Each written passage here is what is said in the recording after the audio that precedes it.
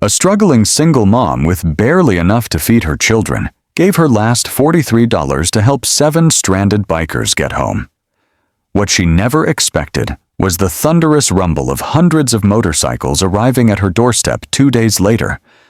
But why would an entire biker community travel hundreds of miles to find one waitress in a trailer park? The morning sun beat down on Molly's trailer, turning the metal siding hot enough to fry an egg. Inside, the air hung still and heavy despite the rattling box fan in the window. Molly Jenkins sat at her kitchen table, lips moving silently as she counted the pile of quarters and dimes spread before her. $27.65. Not enough for both gas and the electric bill that glared at her from beneath a Mickey Mouse magnet on the fridge. "Mom, I can't find my other shoe," called 8-year-old Danny from the hallway, his voice raspy from the asthma that kept him up half the night. "Check under your bed, honey," Molly answered, sweeping the coins into her worn leather wallet. Through the thin walls, she could hear her daughter Emma singing to herself in the bathroom, practicing for the school talent show Molly couldn't afford the $5 ticket to attend. The trailer was small but clean, with faded curtains Molly had sewn herself and children's artwork taped carefully to cover the worst of the water stains on the walls. A photo of Molly's late husband smiled from the side table, taken 3 years before the factory accident that left her alone with 2 children and a mountain of medical bills.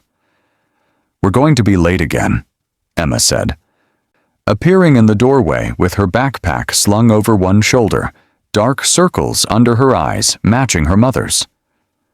At 12, she'd grown too aware of their struggles, often skipping lunch to bring half her sandwich home to share with Danny. Molly nodded, grabbing her purse and car keys. "Let's roll, troops." Her 1998 Honda sputtered to life on the 3rd try, the gas gauge hovering dangerously close to empty. Just enough to get the kids to school and herself to work at Mel's Diner, where she'd been waitressing double shifts since Tom died. The diner sat just off Highway 16, its neon sign missing the letter L, so it read Me's Diner in flickering pink. Inside smelled of coffee and bacon grease, a smell that followed Molly home in her hair and clothes each night. Mel, a gruff man with a soft spot for Molly and her kids, nodded as she hurried in to tie her apron. "Busy morning," he warned, gesturing to the counter where truckers sat, hunched over plates of eggs and hash browns. Molly worked through lunch, her feet already aching in the cheap sneakers she'd bought at the dollar store. Tips were thin. $1 here, 50 cents there, barely enough to put gas in the car. Her mind wandered to the pile of bills waiting at home, to Danny's inhaler that needed refilling, to the hole in Emma's school shoes patched with duct tape. By mid-afternoon, the diner had emptied out to just a few regulars nursing coffee at the counter. The bell over the door jingled, and Molly looked up to see leather-clad figures filling the entrance. 7 bikers, their faces weathered by sun and wind, their boots heavy on the linoleum floor. The other waitress, Darlene, rolled her eyes. "Your section, honey," she whispered to Molly. Molly grabbed her notepad and approached their table, her heart beating a little faster. Bikers could be good tippers or trouble, and she couldn't afford trouble today. "What can I get for you, gentlemen?" she asked, forcing a smile despite the fatigue pulling at her muscles. The largest of the men, with a silver beard and hands like baseball mitts, looked up at her with surprisingly kind eyes. "Coffee all around, darlin', and whatever's hot from the kitchen." As Molly scribbled their orders, she noticed the patches on their jackets. Road Brothers MC, and the way they spoke to each other, like family rather than just friends. There was something about their easy laughter that made her think of Tom, of better days when laughter came easily to her, too. Molly brought the bikers their food. Plates piled high with burgers and fries that sent steam rising in the cool air of the diner. The men thanked her with nods and smiles, their voices a low rumble as they talked about roads and cities Molly had never seen. For the next hour, she refilled their coffee cups and brought extra napkins, catching bits of their conversation about a rally 2 towns over. When it came time for the bill, the bearded man pulled out a worn leather wallet. His face fell as he opened it. "Thought I had more cash," he said to his friends. "ATM ate my card yesterday, and the new one won't come till next week." The other men dug through their pockets, coming up short after their long ride. "We're $43 shy," the bearded man told Molly, looking embarrassed. "Hate to ask, but could we wash some dishes to work it off? We need what gas money we've got left to make it to the next town." Molly glanced at Mel, who was busy with the grill and hadn't noticed. She thought of her own empty gas tank, of the coins counted carefully on her kitchen table that morning. Then she thought of all the times she'd been stuck short, of the kindness of strangers that had sometimes made all the difference. "Don't worry about it," she said quietly, reaching into her apron pocket where she kept her tips. She pulled out 2 20s and 3 1s, everything she'd made that day. "Take this for your gas. Been there myself." The bearded man stared at her, his eyes taking in her tired face, the small stain on her uniform, the worn wedding ring still on her finger. "You sure? Looks like you work hard for your money." Molly nodded. "My husband used to say, 'What goes around, comes around.'" She smiled sadly. "I'm still waiting for that to be true, but meantime, pay it forward when you can." The bikers thanked her, seeming truly touched. As they filed out, the bearded man stopped. "I'm Griff," he said, extending a hand. "Road Brothers MC out of Millfield." "Molly?" she replied, shaking his rough hand. "Good people are hard to find, Molly," Griff said. "You take care now." When her shift ended, Molly's car refused to start. The battery was dead again, and she'd given away the money that might have bought a jump. It took an hour of waiting for Darlene to finish her shift for a ride home. By then, it was nearly dark, and Molly was an hour late picking up the kids from the neighbor who watched them after school. "Sorry, Mrs. Gaines," she said, finding Danny asleep on the woman's couch and Emma doing homework at the kitchen table. "Car trouble again." Mrs. Gaines waved away her apology. "Children are no trouble, but you look tired, Molly. Too many hours working." At home, Molly found a notice taped to her door. The trailer park was raising the rent next month. $60 more she didn't have. Inside, the phone was ringing. It was the pharmacy, reminding her that Danny's inhaler prescription was waiting, but would only be held 1 more day. The price had gone up $15 since last time. Molly sank into a kitchen chair, the weight of it all pressing down on her. The kids were hungry, but the fridge held only half a carton of milk, some bologna, and a wrinkled apple. She'd have to wait until payday to shop, still 3 days away. "Mom?" Emma stood in the doorway, her young face too serious. "I can skip the field trip next week. That's $20 we can save." Molly felt her throat tighten. "No, honey, you're going. I'll figure something out." That night, after the kids were asleep, Molly sat on the porch steps, looking up at stars barely visible through the trailer park security lights. The $43 she'd given away kept circling in her mind. It had been foolish, maybe, but somehow it had also felt right. She remembered the gratitude in Griff's eyes, so different from the pity she usually saw when people looked at her. The rumble of distant motorcycles drifted on the night air, making her think of the men at the diner. They were probably long gone by now, never to cross her path again. Molly sighed, watching as the security light flickered, threatening to go out like so many other things in her life. 2 days later, Molly woke before her alarm, the weight of worry making sleep impossible. She had managed to get Danny's inhaler by skipping lunch for 3 days straight, but the electric bill was due by 5 o'clock today. The car sat dead in front of the trailer, and she'd have to ask for another ride to work. As she made thin oatmeal for the kids' breakfast, a low rumble vibrated through the trailer's thin walls. At first, she thought it was thunder, but the sound grew louder instead of fading. Emma rushed to the window. "Mom! Mom, come look!" The rumble had become a roar. Molly joined her daughter at the window and felt her jaw drop. Motorcycles, not just a few, but hundreds, were rolling into the trailer park, filling the narrow roads and spilling onto the empty field next door. Men and women in leather vests and jackets, their bikes gleaming in the morning sun, moved like a river of chrome and steel.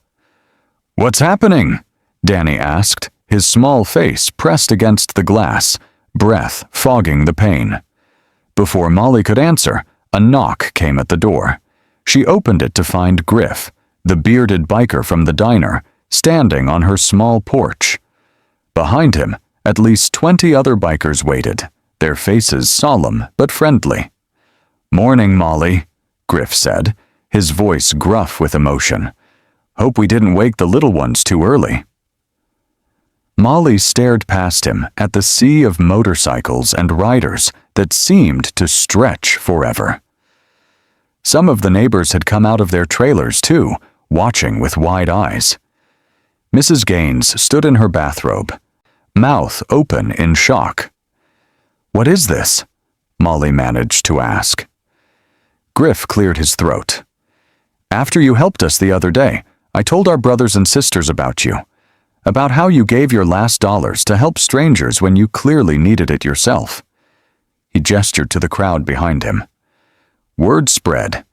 These folks came from 5 states to meet the waitress with the biggest heart in the country. A woman with G. Griff braids stepped forward, holding a box. "I'm Mags, Road Sisters chapter from Westfield," she said, placing the box in Molly's hands. "There's food in here, and some things for your kids. Not charity, mind you. Just friends helping friends." Molly's hands trembled as she took the box. Inside were groceries, real food, not the cheap stuff she usually bought, and wrapped packages that looked like new clothes.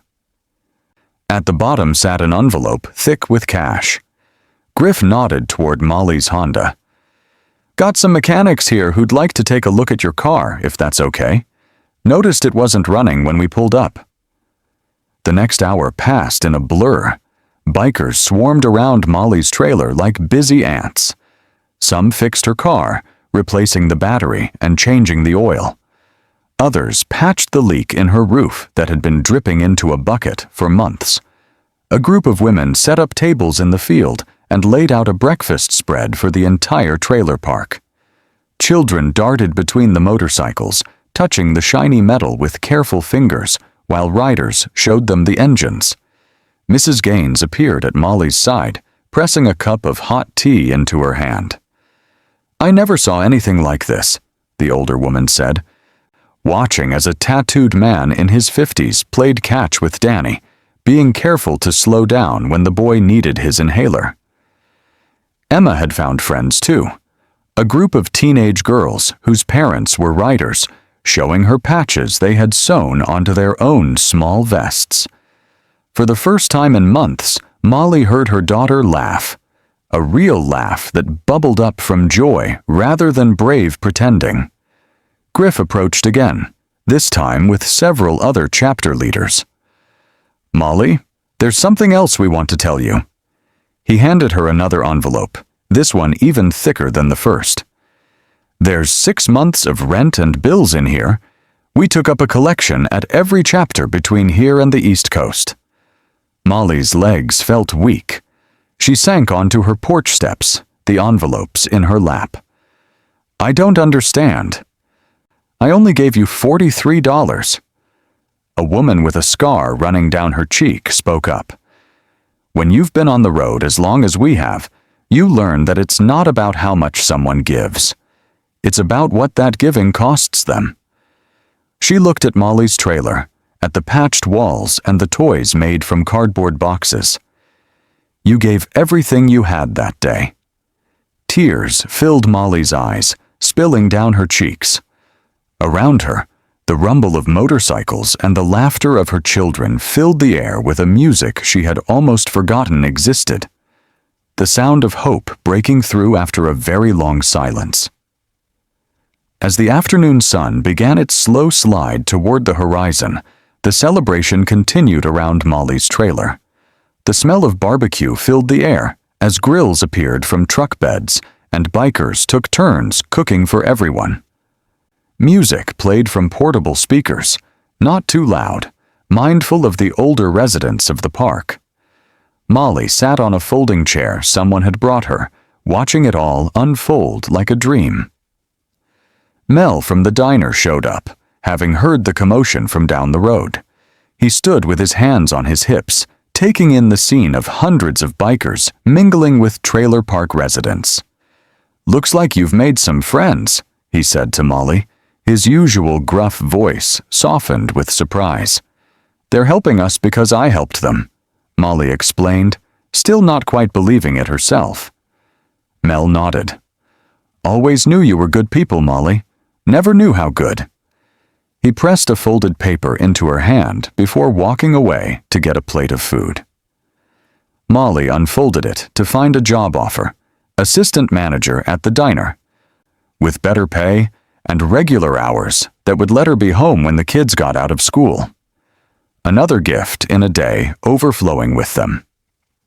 As evening approached, Griff gathered everyone for an announcement. The bikers formed a circle around Molly and her children, their leather vests catching the golden light of sunset. "Before we head out, we want to make sure Molly knows this isn't just a one-time thing," Griff said, his deep voice carrying across the now quiet crowd. "You're part of our family now. We take care of our own."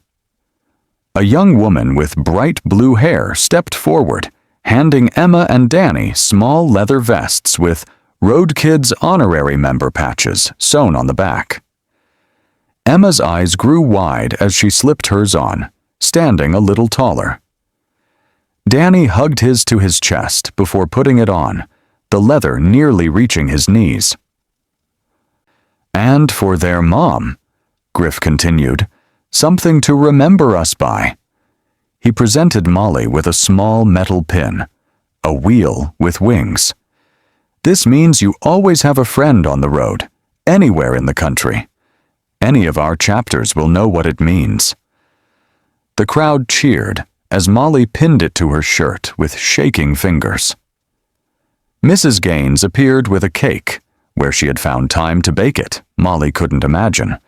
And soon, paper plates were being passed around, sticky sweetness marking the end of the most unexpected day of Molly's life. As the first stars appeared, the bikers began preparing to leave. Hugs were exchanged, phone numbers written down, promises made to return. The mechanics gave Molly a final rundown of the work they'd done on her car, showing Danny how to check the oil like a real mechanic. Emma collected signatures on her vest, each name a new friend she swore she would never forget. The thunder of engines filled the air once more as the motorcycles roared to life. Griff was the last to leave, stopping his big bike beside Molly's porch. "Thank you," Molly said, the words feeling too small for the enormity of what had happened. Griff shook his head. "No, Molly. Thank you for reminding us what matters." As the procession of bikes rolled away, their taillights like red fireflies in the growing darkness, the residents of the trailer park gathered around Molly. People who had barely spoken to her before now shared leftover food and stories of the day. Community blooming where isolation had ruled before. That night, After tucking her children into beds with full bellies and new dreams, Molly sat on her porch steps just as she had 2 nights before. The stars looked the same, but everything else had changed. The weight that had pressed on her shoulders for so long felt lighter, not just because of the money and food and fixed car, but because of something harder to name. She touched the small winged wheel pinned to her shirt. The kindness she had offered, a small thing given without expectation of return, had somehow multiplied beyond imagination, like a tiny seed growing into a forest. Maybe Tom had been right after all. What goes around really does come around, sometimes in ways too big to see until they surround you completely. In the quiet dark, Molly made a promise to herself. Someday, when things were better, she would find someone else who needed help, someone at the edge of giving up. And she would remember today how a small act of kindness could change everything. The night air carried the lingering scent of motorcycle exhaust and barbecue smoke, of new leather and fresh possibilities. For the first time in years, Molly fell asleep without counting bills in her head. Instead, she counted blessings and found she couldn't reach the end before sleep claimed her, peaceful and deep.